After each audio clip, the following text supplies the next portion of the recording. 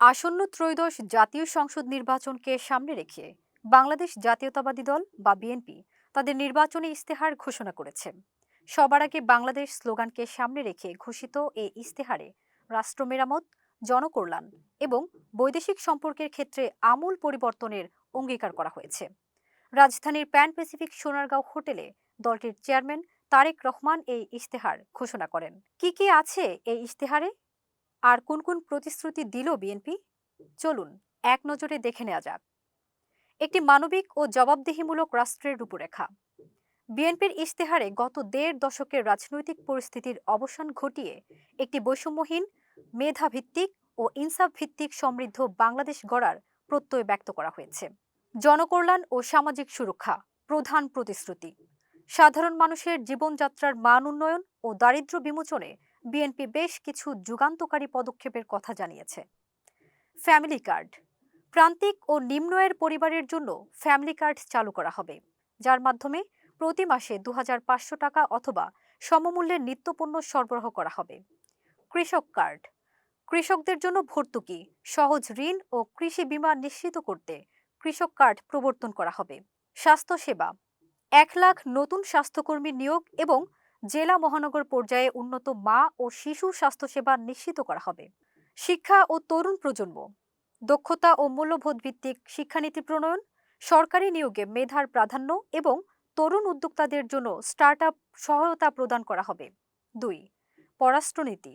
সবার আগে বাংলাদেশ বিএনপির পররাষ্ট্রনীতির মূল ভিত্তি হবে সমতা, ন্যায্যতা ও পারস্পরিক সম্মান। ইশতেহারে স্পষ্ট করা হয়েছে যে বিদেশের মাটিতে বন্ধু থাকবে, কিন্তু কোনো প্রভু থাকবে না। আঞ্চলিক সহযোগিতা। সার্ককে পুনরুজ্জীবিত করা এবং আসিয়ানের পূর্ণ সদস্য পদ অর্জনের চেষ্টা করা হবে। সীমান্ত ও পানি বন্টন। তিস্তা সহ সকল আন্তঃসীমান্ত নদীর পানির ন্যায্য হিস্যা নিশ্চিত করা এবং সীমান্তে হত্যা ও চোরাচালান বন্ধে কঠোর পদক্ষেপ নেওয়া হবে। রোহিঙ্গা সংকট। মিয়ানমারে রোহিঙ্গাদের নিরাপদ ও মর্যাদাপূর্ণ প্রত্যাবাসন নিশ্চিত করাকে অগ্রাধিকার দেওয়া হবে। মুসলিম বিশ্ব ও জিসিসি। মুসলিম দেশগুলোর সঙ্গে সম্পর্ক সুদৃঢ় করা এবং উপসাগরীয় সহযোগিতা পরিষদভুক্ত দেশগুলোর সঙ্গে কৌশলগত অর্থনৈতিক অংশীদারিত্ব গড়ে তোলা হবে। অর্থনৈতিক কূটনীতি ও প্রযুক্তি।